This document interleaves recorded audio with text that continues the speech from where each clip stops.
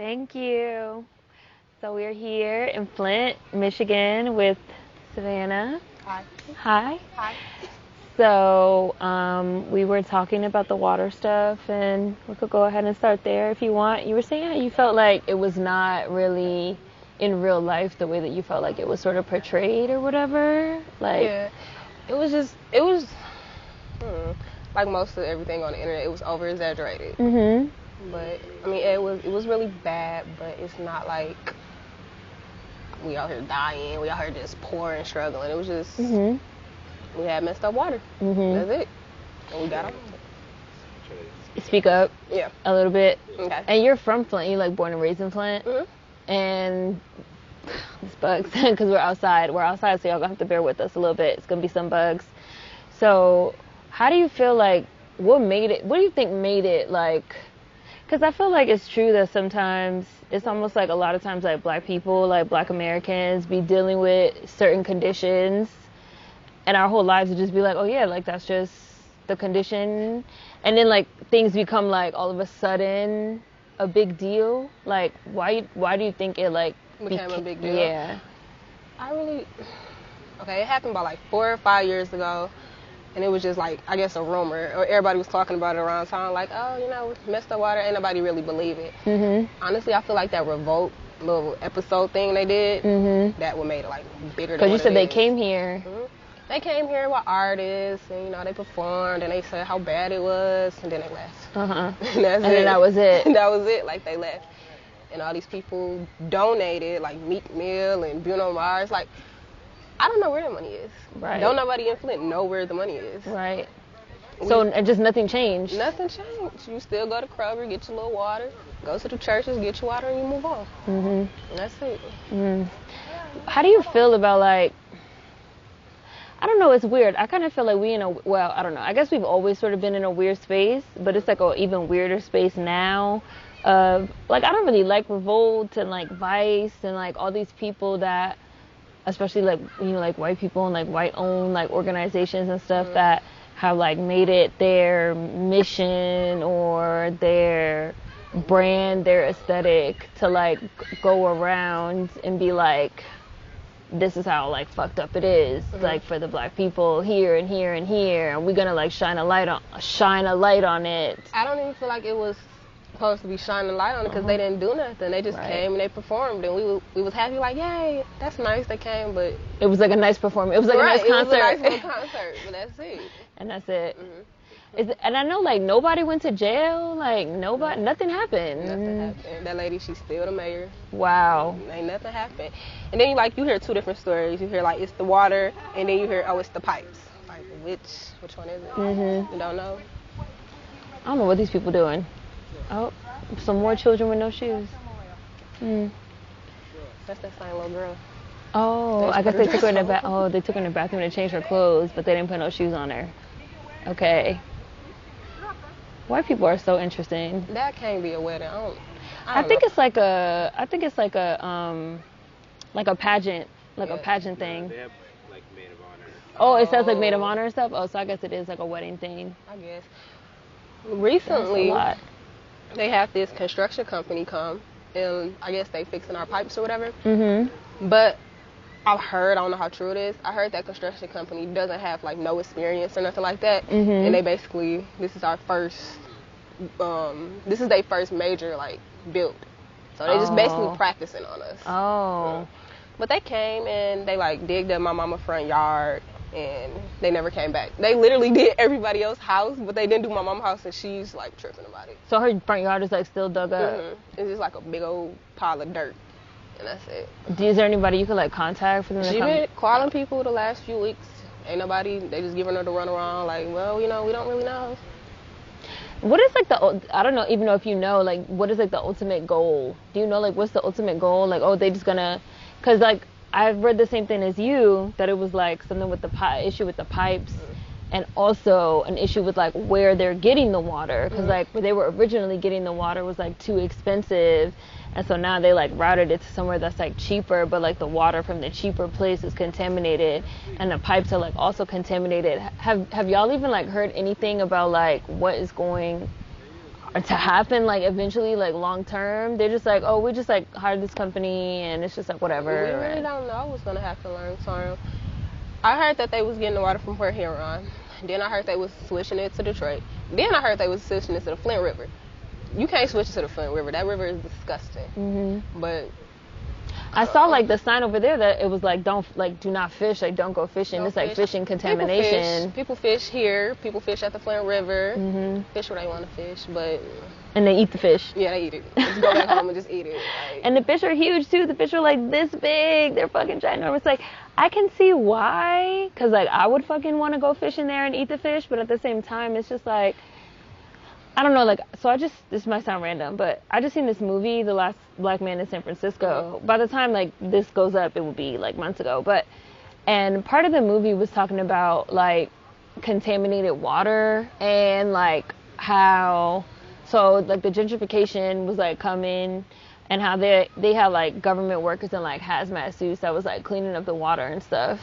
And it was this whole plot line about how, like, the black people that live in the neighborhood be in the water. They'd be like playing in the water and they'd be like fishing in the water and like eating the fish. There's like a scene where you see a fish and the fish has like, instead of like eyes on either side, it has like two eyes on like one side. It like jumped up in the boat.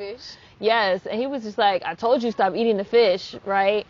And so it's also interesting to me how it's sort of like, on the one hand, you know, like the water is bad and like the fish are contaminated and this, that, and the third. But I was gonna say, on the other hand, like that's your water. It's like your river, like it's your fish. Yeah, like what are you supposed to do? I mean, I wouldn't say it's an extreme, but some people they buy like a lot of water and they put it in a tub and they bath in it. Mm-hmm. We don't do that in my house. We just take like quick showers, get in, get out. Because like after you take a shower, you feel it's I was gonna say, what is it like? Oh, it's like it leaves like a slimy feel over you and like the dishes be on.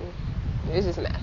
Mm-hmm. I don't know. It's Flint. This is what you gotta do when you're there. Flint. Right, that's what you do. And I don't like the word, like, I don't like the phrase, like, environmental racism, which is, like, the term that they like to use. And I don't know, like, I get the term, but it's one of those terms to me that's kind of like food desert. It's like a term, it's like a weirdly sort of vague term that almost allows you to, like, separate, like, the fact that it's like environment. It's like environmental racism. It's like the environment. It's almost like allows you to like disassociate and like take the people sort of away from it, like out of the equation. Like it's not quote unquote just the environment. Sorry. Oh, she better start crying. Yep. I'm all laughing at kids. It's not like just the environment. It's like people. It's like people. It's like people that's taking their showers in their homes. It's like people that's taking baths. Like. It's all that. I don't know. I need to like ponder and think about like what could be like a better term. I think when people talk about it, they forget, like you said, I think when people talk about it, they forget that this is people's real life. Right. People really have to just wake up and live with this. And not only like is the water bad, they're charging people too much and they're like threatening to shut your water off. So you still have to pay a water bill. Oh, yeah. You still pay a water bill. My mom, she still pay hers. They just sent her a notice like, if you don't pay, we're gonna cut it off. Like, yeah. How is that? But it's just like another question of like, where's the money going? Like, what is the money going towards? Because like you seen this list of celebrities who donated and they did all this. I don't know where that money is. It ain't in the water. It ain't in schools. It ain't nowhere. Here. How are the schools here? Oh, we ain't got no schools. No schools. We ain't got no schools. We have a lot of alternative schools. They're building a new K through 8th grade school downtown. That's about it. It's like all the schools I went to growing up, they're not here no more. Oh, they close them down? Yes, literally like all of them. I feel like once you get to high school, they don't care. Like they're not gonna make it because the new high school downtown is really not the high school, the middle school. It's really pretty. Like it's an art school, but it's K through 8th. Oh, okay. Once you get to 9th grade, it's like you're on your own. Wow. Yeah, they not finna build no new high schools. And I know you said earlier you were like you've been to like damn near every school in Flint. Like literally, Bunch, Bryant, Gundry, Summerfield, International, they're gone. Ain't no schools. Is that why you were like switching because the schools were like closing? No, I was switching because my mama just moved a lot. But that's about it. And it's like once I got to high school, my mother didn't want me in Flint schools. Mm-hmm. So I went to a school outside the district. Mm-hmm. And for that, it's a process. You can either... Right. I remember you had left a comment talking about this. Yeah, so tell me about this. It's a process. You can either lie and use somebody's address right. outside the... that's in that district. Right. Or you can just go through the process. I remember having to go downtown to the... Well, not downtown. But I remember going to the Flint Board of Education. And, like, as we walking in the building, my mama looking at me like, all right, I'm getting here. Say this, say mm-hmm. that. So I'm sitting there prepping, like, I don't want to go to these schools anymore because I feel like I can get a better education at this school. And it was just so weird. Like, I really had to go say this to this man just for him to release me. Then have to wait to get accepted to go to the school out the district. And a lot of people, they really don't do that. They just lie and use somebody else's address. Yeah, like, I remember when I was younger, I used to use, like, somebody else's address to go to a different school in D.C. And it's wild, too, because I remember reading, like, it's people that's going to jail for that now. Like, they giving people, like, jail time. My mom was too scared to do it, so she's like, we got to go through this process. And it was, I wouldn't say it was a long process. It's just, they look at your grades, they look at your behavior and all that, you know, regular stuff. And once you get to the new school in the district, you got to keep your grades up, got to keep your behavior right. But the high schools, it's just like, back in the day, growing up when I was little, it was high schools, you had jobs, it was just normal, like normal lower middle class people. Right. It's not here no more. What is it like now? Just nothing. There's really no jobs. Like, it was factory jobs was real big. I was going to say, what kind of jobs? You know, factory jobs was real big. You know, you got Detroit and they got, you know, GM and all that. But the factories closed down. So a lot of people used to, like, go to Detroit to, like, work. No, I'm just saying, like, Detroit got a big factory. They don't got no factories no more either. Right. Nope. In Flint, you working at the factory. That's a good paying job. You got a little house, pay for it. But right. You ain't got none of that. And, you know, to me, the funny thing, and I know, like, I said this before, you might even heard me say this, is that something that made me, like, so mad when, like, Trump was, like, first running for president and, like, won, and all the stuff that I was seeing people saying was, people was like, oh, Trump represents, like, middle America, and Trump represents, like, factory workers, and, like, Trump represents, like, the real American, the average American, this, that, and the third. And I was like, no, like people that work those factory jobs, that's living in, like, middle America, quote unquote, that's living in Michigan, and that's living in Pennsylvania, and that's, like, living in all these different people, like, those people are black. Like, it's a lot of black people that's living in those places too, and, like, nobody's talking to them, like, nobody's talking to us, nobody's, like, getting our perspective on what's going on. And I felt like it was this, like, fucking, like, false narrative, really, of, like, you know, middle America factory workers are, like, angry white dudes, and, like, those are the people that voted for Trump. Not saying that they're not, but it's also, like, more than that. It's, like, a bigger picture than that. I know here, like, my uncles, my granddaddy, my daddy, like, they work in the factories because that's what consider a good job. Right. You really don't have that. Right. Like, I'm 22. My daddy been working in the factory since I've been born, and luckily that one didn't close. But what kind of factory is it? If you don't mind my asking. Oh no, it's just a GM plant. Like, I work at a factory now. It's not a GM plant, but it's like, I don't know, they associated with each other. But that's considered a good job here.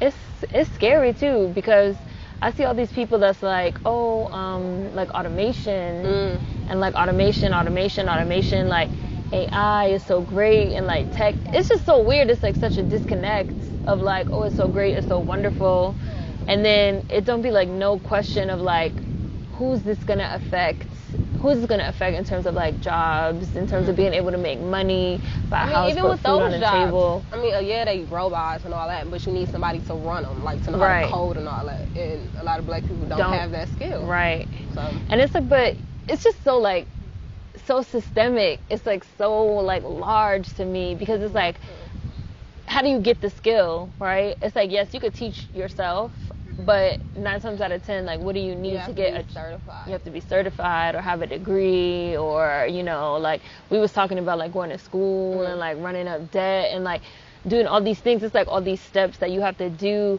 and, like, 9 times out of 10, like, we can't do it, you know? Like, and especially if you starting from a place, like what you just said, where the schools basically stop, like, in the 9th grade. Yeah. So how are you supposed to get those skills? I don't know. where you supposed to get them from.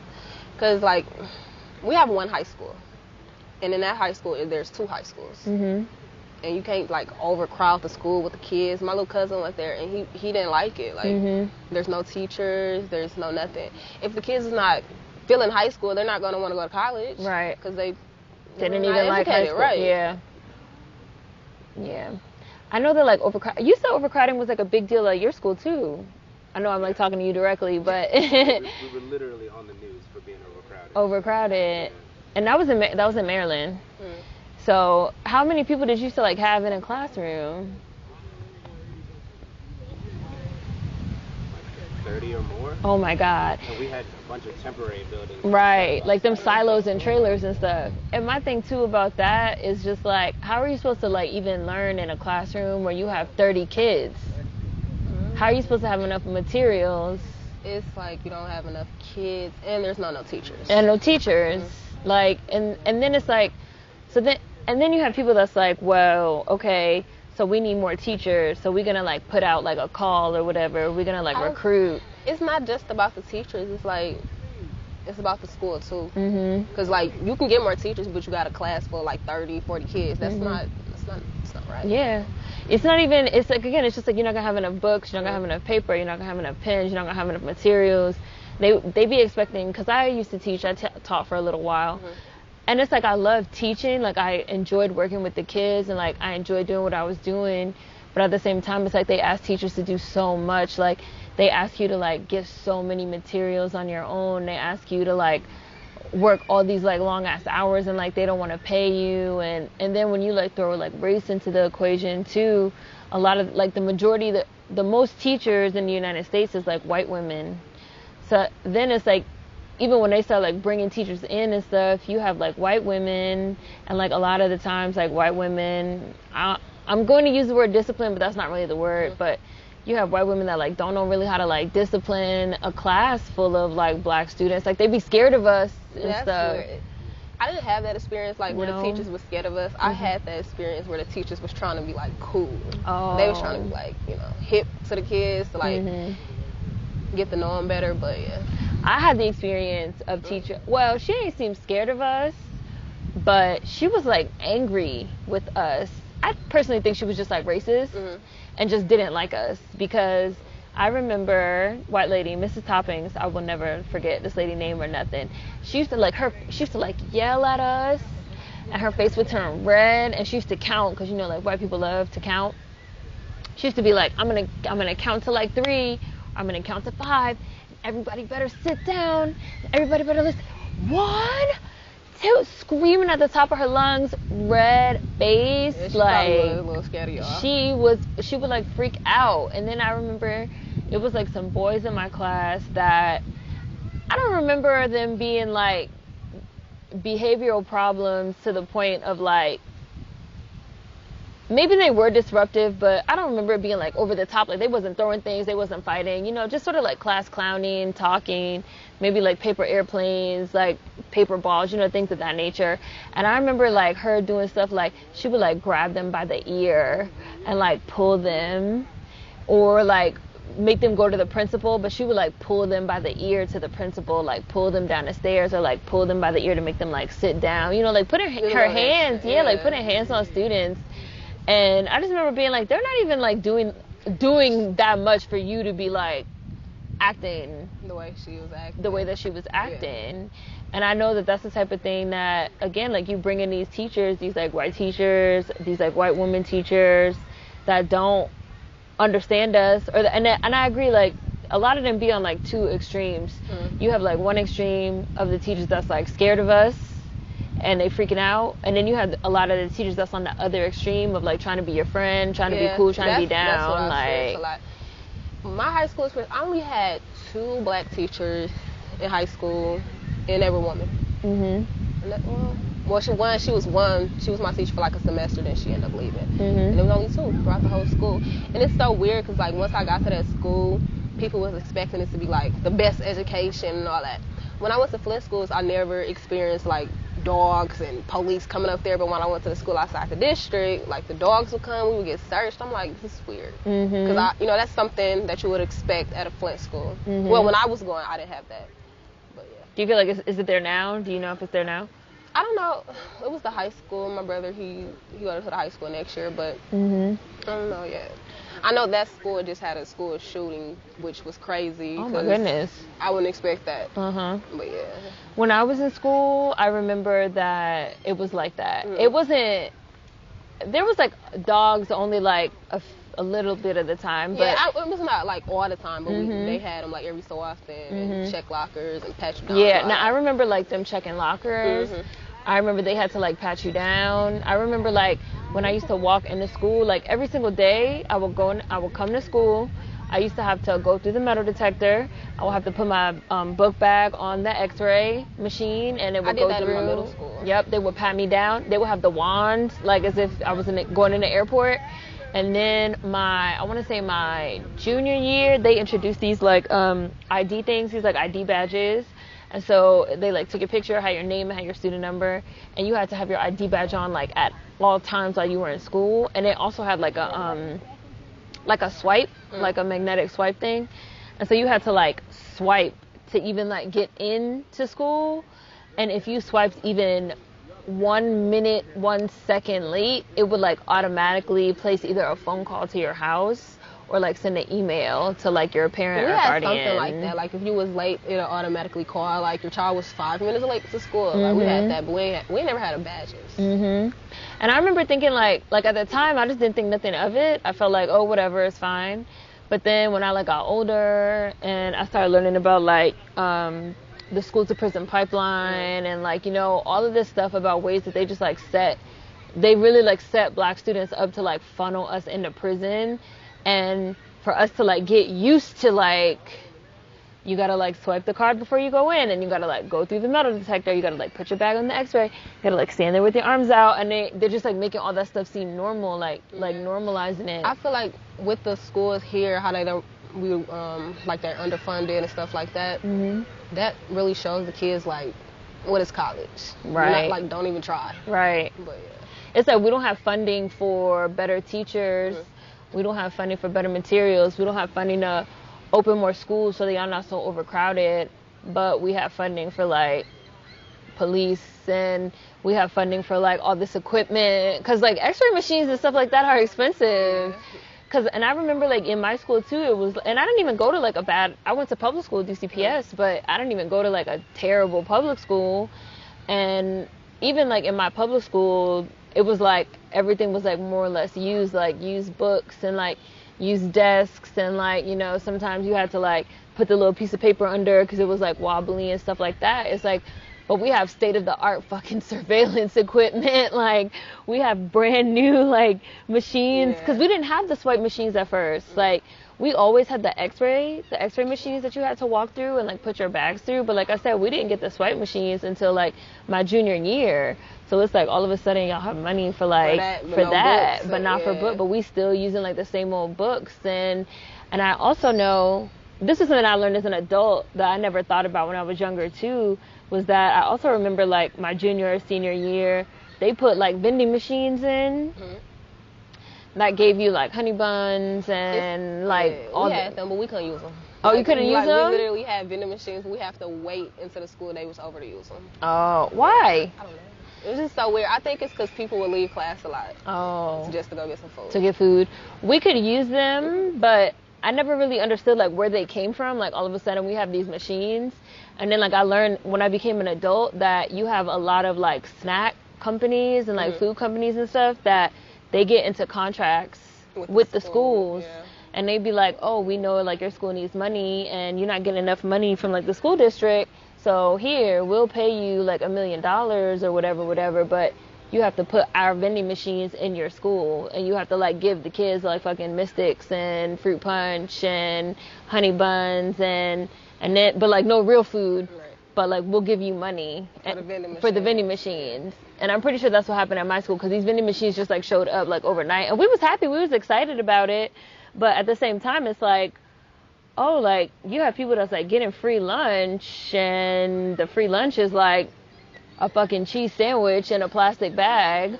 But meanwhile, you have like brand new state of the art like tropical Sprite fucking vending Like with the free lunch machines. thing, my brother, he went to a different school in a different district. He like they wouldn't give him free lunch because they claimed my dad made too much money. So he like they would give him peanut butter sandwiches and jelly because he wanted to bring money to school every day just to buy his lunch. Right. Yeah. What? Yeah, And I know now too, like something bit me. A mosquito bit me right behind my ear. That's why I like keep scratching. It bit me like right here. Oh my God. So, and I also know like the free lunches are a big thing now because they've been like doing stuff with the kids, like putting stamps on them of like, oh, you have like a balance. You're like not paying. You have like not paying for your food. You get free lunch. And a lot of people are saying that that's like inhumane because it's like ridiculing the kids and it's like setting them apart from like The kids. the other kids. See, in middle school, if you got free lunch, it's like, you got free lunch. Yeah, like you poor. So Little Caesars, like in middle school, they had a Little Caesars in our school, and we would just buy Little Caesars and just eat it. Like you got caught eating free lunch, you poor. We didn't have no like. We just had like the vending machines. Yeah. And then I remember too, by the time I was in high school, my senior year of high school, I could leave. I could like leave school. Yeah, if you could like leave. If you were a senior, you could like you didn't have to take lunch period in school. You could like leave and then come back. But a lot of times, like, it wasn't even worth it to leave and come back because they had, like, truancy officers. I don't know if you guys have that here. So truancy officers is, like, police officers that... So you know how you have, like, police officers that are, like, assigned to, like, different things. So you have, like, police officers that, you know, are, like, parking enforcement. And you have police officers that, like, patrol neighborhoods. And, you know... like, 2 security guards. Yeah. So we had police officers that their job... So they didn't go inside the school... But they were outside the school and they would like patrol the neighborhood around the school. And if they caught you outside of school during school hours, they would write you a ticket for truancy, saying you were cutting class. And even if you said like, well, I had the right to leave because I had a free lunch period, this and this, they used to be like, no, like it's school hours and you're underage, like you're school age, you're supposed to be in class. So they would write you a ticket. And if you got, I think it was like 3 tickets, if you got caught like 3 times, something like that, they could arrest you. Wow. They could like arrest you for truancy. We didn't have that.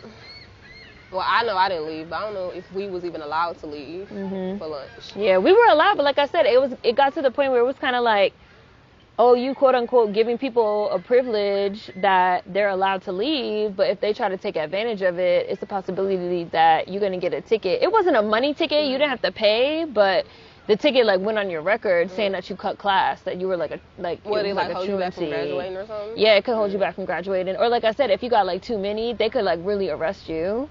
And then, like, the arrests will go on your record that you got arrested for truancy. That's a lot. Like, saying that you were cutting class, that you wasn't going to school like you were supposed to. And, again, it was just, like, more, like, school-to-prison pipeline, like, finding more ways to, like... And now, see, I don't know if this was something... Like, I can only speak for, like, my school and my experience, so...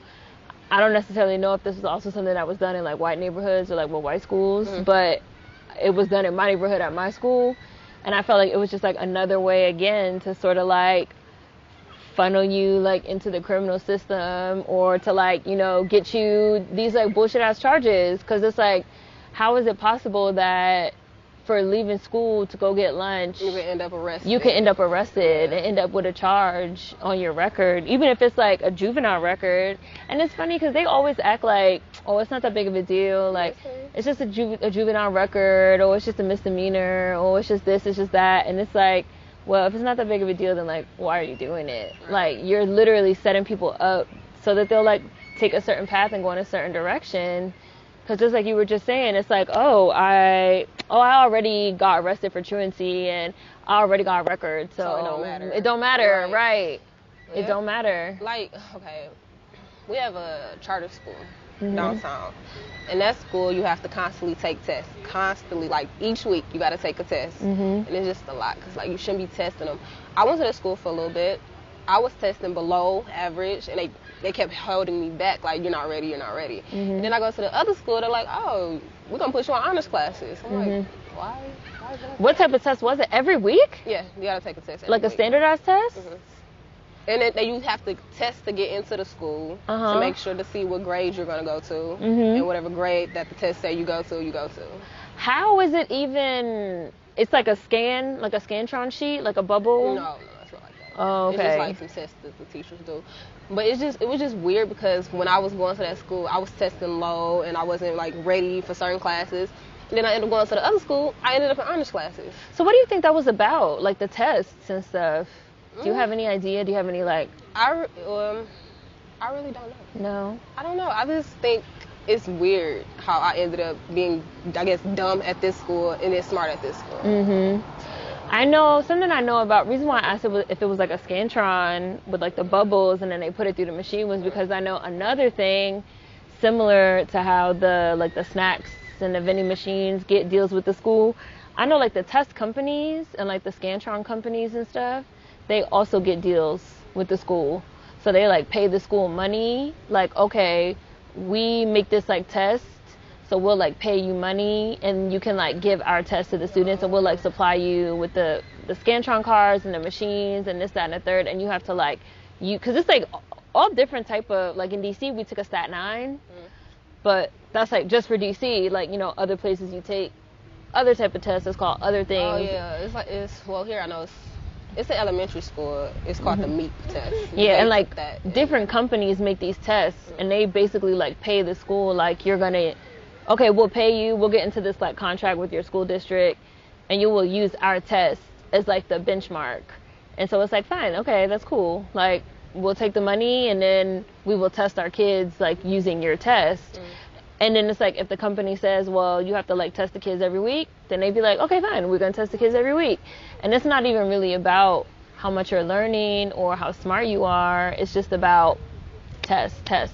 Something I hated about teaching, which was also like a big part of why I stopped like teaching in like a structured like school environment or whatever, was because, so I was living in Florida at the time, and Florida is like a really, really, really big like test prep, like standardized test, like state.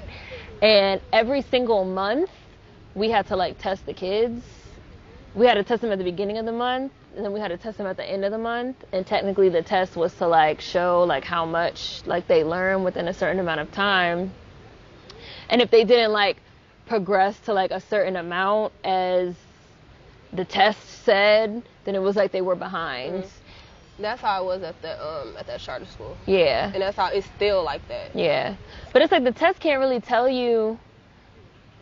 The test just can't really tell you. Like some kids are not good test takers. Like some kids are not good at sitting still. They're not good at like memorizing things, or maybe they're strong in like one part of the test, but they're not strong at other parts of the test. Like, and maybe they're like just weak enough to like fail, but that doesn't mean that they didn't learn anything over the course of the month.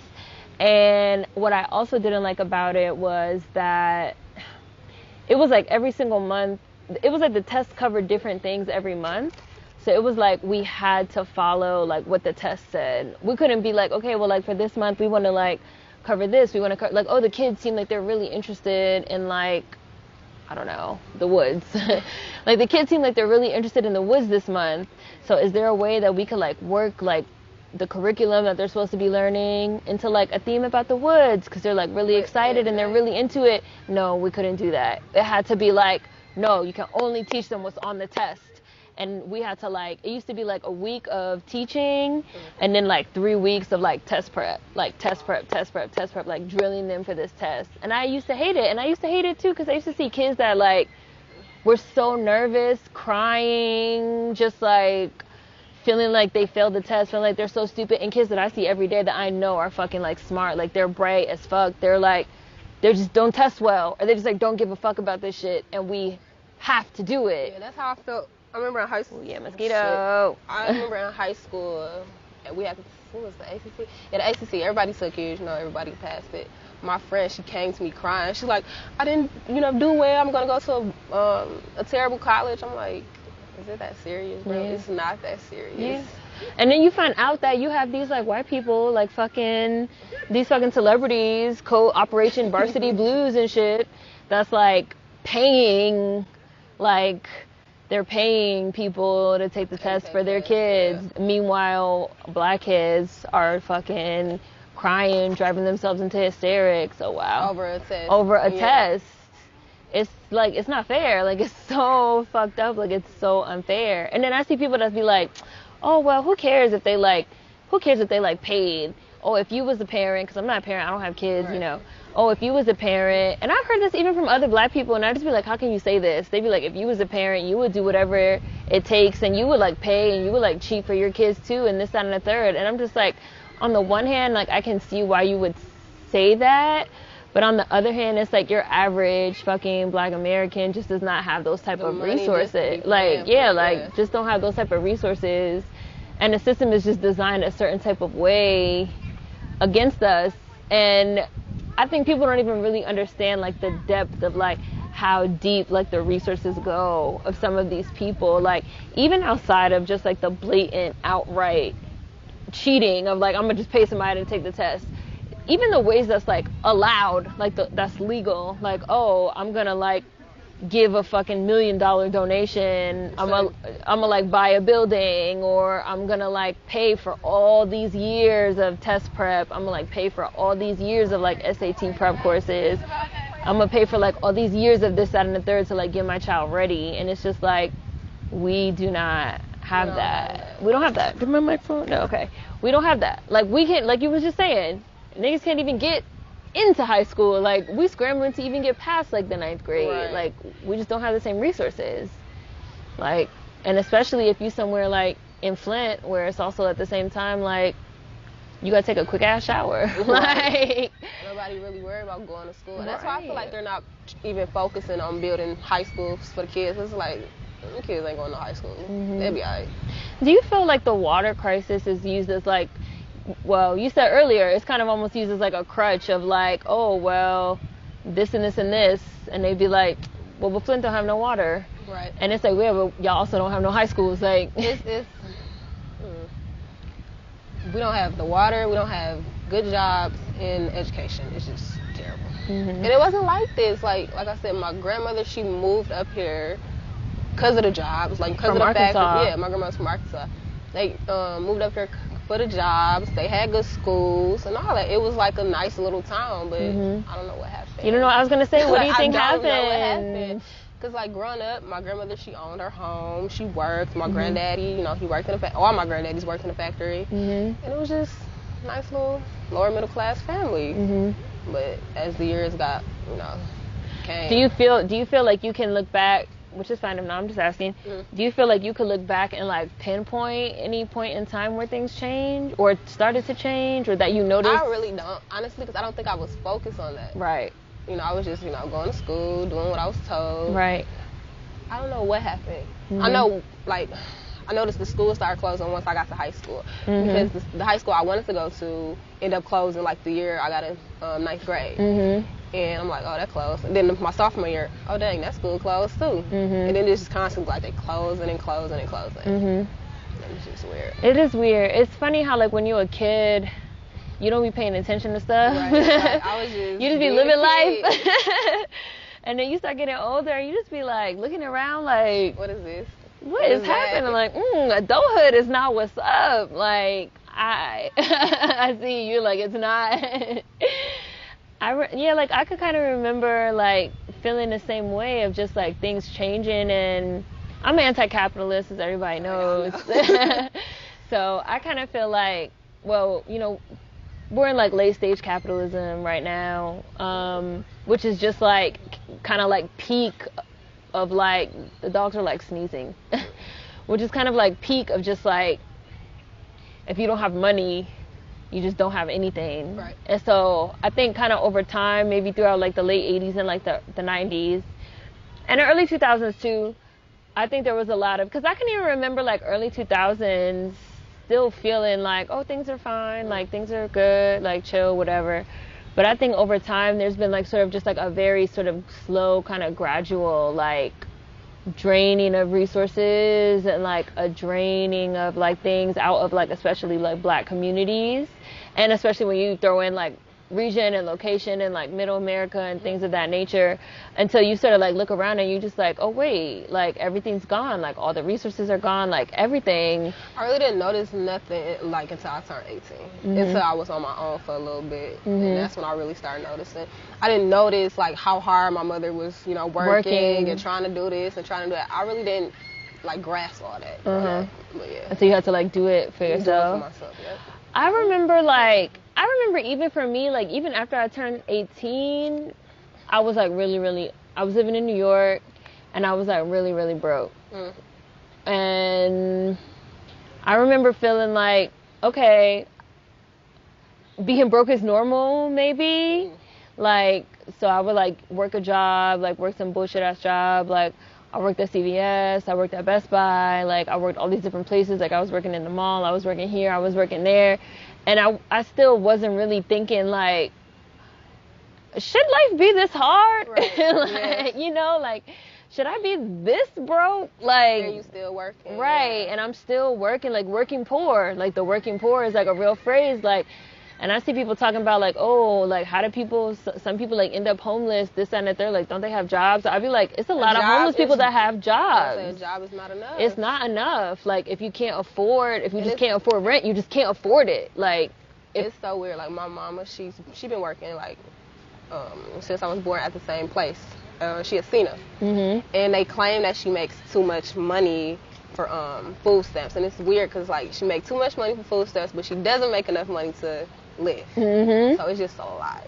I tried to get on food stamps when I was living in New York. I applied for, not WIC, because WIC is when you have a baby, for EBT, for an EBT card. Number one, I kind of think the lady that interviewed me was racist. I'm pretty sure she was. It was like this Asian lady, and she had this like nasty ass attitude towards me, and she kept asking me all these questions, like, because I was like poor as fuck, but I had a job. I was working for Bank of America. And I was living with a friend because I was too poor to afford rent. Right. And I was even too poor to like afford a room or anything like that. So I was like, my friend had like a spare bed in her house because in New York people be putting up these like fake walls in their room. So my friend had like a little like fake like room with like a little bed. So I was staying there. And when I like went to my interview, this lady, she was like, well, you don't have to pay rent because you're staying with a friend. So I don't understand how you're saying that, like, how you ain't got no money. Right, how you don't have any money, like how you don't make enough money to like eat, and like you need to be on food stamps, like you need an EBT card. Like, I don't understand, like you're expensive, like you don't have a baby, like where's your money going? And I was like, well, I just don't make enough money. Right. Like, it's not that my money is going anywhere. I just don't make enough money. And she, like, asked me all these, like, dismissive ass questions.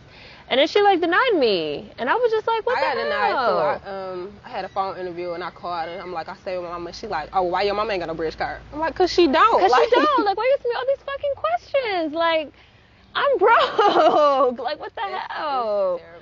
It is. It's fucked up. Like, and me and my mama, we talk about it a lot because like, we love our city. My mama grew up here, but I want to leave, honestly, because I don't see Flint, you know, turning around, like improving. Yeah, no time soon. No time soon. But it's like, how are we gonna leave and save up money when we can barely pay our bills? Right. We paying for groceries out of pocket. Right. Like, it's a lot. Yeah, it is. But your mom wants to stay just because. No. I don't know. One minute she want to leave, one minute she don't want to leave. Cause like some of my family's still here, most of my family's still here.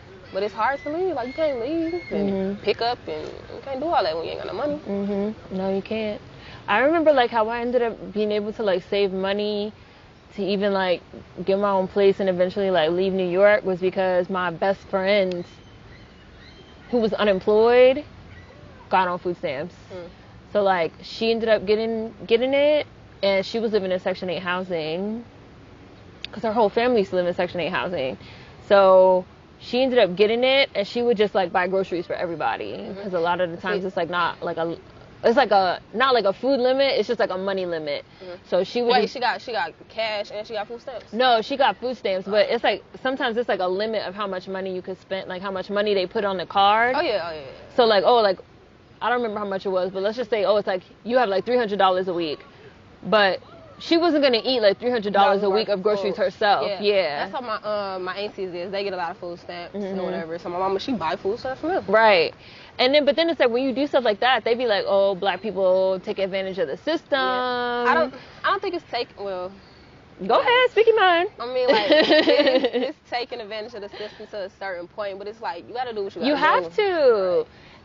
It's wild because I feel like it's like so like at the same time that I had applied for food stamps and I got denied, and I did everything the right way, right? I knew this girl at the same time that she was also living in Section 8 housing in the Bronx with her mom, because her mom was like elderly and her mom was disabled, and so technically it was her mom's apartment. So she put on the application that she was living with her mom who was elderly and disabled, and her mom was also on disability, so she was getting like a disability check. And on her application for EBT, for the food stamp, she was like, I live with my mom, I have to take care of my mom full time, so I cannot work. So I need like assistance. We live in Section 8 housing, like this is where we live. My mom's name is on a lease, like you could look up and see like that's my mom, whatever. And she's also getting disability, and I also need food stamps. And she got approved. So they was living in Section 8 housing where the rent was only like $200-$300 a month. They was getting a disability check and they was getting the EBT. But what she did not say was, and she also had a baby. She had like a son. She was like, and I'm unemployed, I'm taking care of my mom, and I have a baby, and I'm single, like I'm a single parent, so like I also need money for like my baby, this and the third. Her baby daddy was also living there. They wasn't married, so they wasn't like legally on no paper together, and that nigga had a full-time job. So it's just like, I mean, she probably would have got denied if she would have said that. She would have got denied, but this is what I'm saying when I'm saying like, they be like, oh, that black people try to like work the system and this, that, and the third. But it's like, if you try to go about it the right way, you will get denied. Yeah. But if you go the roundabout way, you will possibly get it. And it's just like, again, it's like set up a certain type of way that if you try, a lot of times it's true that if you try to do things like on the up and up, you be fucking broke, like you be poor, like you can't survive, like you can't survive that way. And then, but if you like do it again, like, and it's like so many other different ways of doing it. Like if you put somebody else's address so you could go to a better school, that's fraud, you could go to jail. If you leave certain things off your food stamps application so that you can actually get it because you need it, that's fraud, you go to jail. If you buy food stamps, if you buy if you buy food stamps off somebody or you buy them from the store, that's fraud, you're going to jail. Like, this is going to sound random, but I remember like on Orange is the New Black, when it was still good, like the first or second season, one of the women that was like in there, that was like part of why she was in there, was because like she was like running a store and she was like selling like food stamps to people, and it was like, that's fraud, you can't do that. And it's like, but what do you expect people to do? Like, people are hungry, they starving. Right. I know here, I don't know if they do it like in different states or whatever, but I know here, the little stores, the corner stores, they will, I know some mosquitoes and bugs. They will sell you single cigarettes, and they can go to jail for that. Even if because it's a store. Yep. And like the apartment complex my auntie live, you got the candy lady, she sell the candy, and then you got the other lady, she sell tissue and stuff like that. So it's just. I remember in New York, like it's still, I know it's like still because there's so many corner stores everywhere, but it was like, they call them Lucy's, like Lucy cigarettes, and it was like, we can't sell those anymore. Like, no, because like, it's fraud, or because technically it says on the packaging, bitch, because it says technically on the packaging, not for individual sale, but you could go in the store and buy like, let me get one loose cigarette, let me get one Black and Mild, let me get one, I want one bag of Gushers, I only need one, like I don't need a whole box, you could just sell me one, but they'd be like, no, that's fraud. I went in the store and that's pretty dark. I went in the store to buy my auntie a single, and I was so loud. The dude, he was just staring at me like, bro, like you being too loud. You making it too hot. He wouldn't even sell it to me, so she had to go back in there and get it.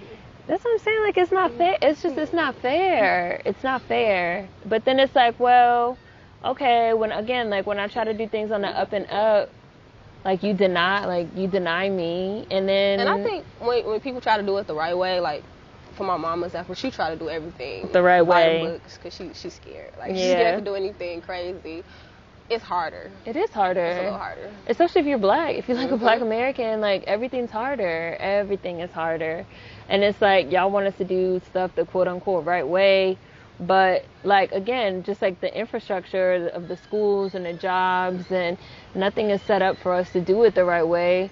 So why should we? And then you have other people that cheat anyway and get away with it. And I know it sounds like I'm advocating for like cheating and like committing fraud and like doing all this stuff, and I'm not trying to say that that's what I'm advocating for, but sometimes it does feel like you gotta do what you just gotta do what you gotta do. Like you have to do what you have to do to survive. Like if somebody will ask me like, oh, do I feel bad? Do I feel like I fucking cheated the government out of something for when I got them groceries from off my friend when she had the food stamps? Like no, because if I hadn't done that, I probably would not have eaten anything that for that whole week. So do you think I fucking feel bad? No, I do not feel bad. Like, and you could even get into like, even where I was living, it was like no grocery stores. My friend was living like in Brooklyn, and it was like a grocery store near her. So we used to like go over there anyway to get the groceries, because like the grocery store was near her, because we was living in like, you know, a quote unquote like food desert or what have you, which is like a big thing in like black communities as well. And it's just like scratching and surviving is like a real thing, you know, and we get punished. I'm glad you brought that up. Like on the north side of Flint, they don't have a grocery store. The Kroger, it closed down a few years ago. And then a grocery store, like this little mom and pop grocery store, they came and they stayed for 6 months. They was really, really high. The food was old, and they left. And there's just no grocery store. Like those people have to catch 2 buses to come on the other side of town just to go to the grocery store. It's a lot. And then catch 2 buses back with all their bags and all their groceries. They actually, if I'm not mistaken, they actually just made a bus just for people to go get groceries, because there's no grocery store. I have so many feelings about that. Like, because I was doing this like I did this urban agriculture like program like last year / this year that was about, it was specifically about like food and like, again, like urban growing, urban farming, and like lack of food, because they also have food deserts in DC and in Maryland. Like in Baltimore, there's like 1 like grocery store for like the whole city. Like, and it's like the same thing everywhere in like all these different cities you go to. Like 9 times out of 10, whatever side the black people on, be it the west side, the east side, like whatever side, that'd be the side where it's like no grocery store. And I remember I was like sitting in this like class, this like seminar, and they were just talking about it. And again, it was like capitalism. Like I hate capitalism, because they were like, the point of a grocery store is to make money, right? The point of a grocery store is not necessarily to supply food. It's a business. Like the point is to make money. It's like a profit margin. So you have people that own grocery stores and that own chains and that own franchises, that they look at a neighborhood and they be like, this is a quote unquote like low income neighborhood. It's a black neighborhood. The people don't have money. They don't have money to spend at a grocery store. So if we put a grocery store there, we're going to lose money. Like our profit margins are going to be low. Like we're not going to sell enough to like cover the cost. And grocery stores are really expensive. It costs like at least $100,000 just to open one, because you have to like stock it with so much like stuff. And so they just be like, the bottom line is not good enough for us to have a grocery store there, so we're going to like yank our grocery stores out of that neighborhood, or we're not even going to open one. And then you'd be like, but the people that live there still need food. Right. So like, how are they supposed to eat and survive? And they just be like, we don't care. We don't care. It's like you had, it was on Pearson Road. You had the Kroger, and then you drive down a little bit, you had Myers. Myers not there no more. The Kroger's not there no more. And it's just like, it's a lot. Going to the grocery store shouldn't have to be like 2-3 hours. Yes, like a whole excursion. Like in New York, most people don't have cars. I had a car. Like I was lucky, like, because I had a car, so I used to like drive to Brooklyn to like my friend's house, and like my other friend used to come with me, and we would like get the groceries and then like drive back. But it's true, it's like if I didn't have a car, like when I was in high school, I didn't have a car. And I remember like my first job, I was working in Georgetown, and there's no train over there, so to get there I had to take 3 buses I had to take like 3 buses to get there, and I had to take like 3 buses to get back home. And like in the summer, they stay open late. They had like late hours, so I might leave at like 12, 1 o'clock and catch like the last buses back home, and not get home till like 2, 3 o'clock in the morning. And so it was also like, imagine having to like do that same thing but with like bags of groceries, or and again, they'd be like, well, the bottom line is we're not gonna make a profit, Right. so you can't force us to put a grocery store over there. Now, there is like this program. They're trying to build a grocery store over there, but it's like a co-op grocery store. And I'm really scared for that, because I don't know if that's gonna I don't know if that's the best idea to do. Why do you say that? I mean, if I'm not, like, with co-ops, right? I mean, like, a group of people pay it for it, and they own it. Own it, yep. But it's like, that's a low, like, I'm poor neighborhood, so, like, how is it going to keep the grocery store running? Right. That's what I'm scared for. Yes. Same thing of, like, the money. Like, where's the money going to come from? I mean, it is community. Like, it's the community that's doing that, but... I've seen a lot of sort of co-op style grocery stores and like urban farms and community gardens and stuff like that. There's a lot of them in southern Maryland. There's a lot of them in Baltimore, because also like after Freddie Gray had got killed in Baltimore, for example, there was like a revolution riot, and they had like declared a state of emergency. And like when they declare a state of emergency somewhere, which I didn't know this until that happened, that means they like shut everything down. They shut the whole city down. So like they shut the roads down. It's no shipments in. It's no shipments out. So if it's only like one grocery store and it's a state of emergency, so the roads are closed down, so the grocery store like can't get the food shipments. So it's like no food. So it was like no food. How long was this? Oh my gosh, it was like a state of emergency there for like a month. So it was like no food for like a month. And what they ended up doing was they formed, I think it's called like the Baltimore Farmers Alliance, and they also formed a church. It's called like a church. I can't think of the name off the top of my head, but it's like the church. It was like a church. So there was a church that had a community garden, and people knew that the church had like a garden where they like grew food. Because also, I know this is in DC. I think it's in DC, Maryland, and Virginia. Even if you use like a non-profit, like church grounds to grow food, even if it's for profit, you lose your tax exempt status as a church or a non-profit, so you don't have to pay taxes on it or anything. And you could like even sell the food, whatever. So people knew that they had a garden, that they was growing food, and so people started contacting the church like, hey, we don't have food. We try to go to the grocery store is empty. They're saying it's like a state of emergency. Like, we don't know what we're gonna do. Do you have food? Like, we need food. And then like the guy that like owns the church and runs the garden was like, well, I know of like another person that like has a community garden, and like they know somebody that has like an urban farm, and like they know somebody in Southern Maryland, and they ended up forming it might be called like the Black Church Food Alliance. It's called something like that. And they ended up forming like a chain. And also a lot of churches have like, well, we have a van, we have a bus. I know somebody that has a van. I know somebody that has a car.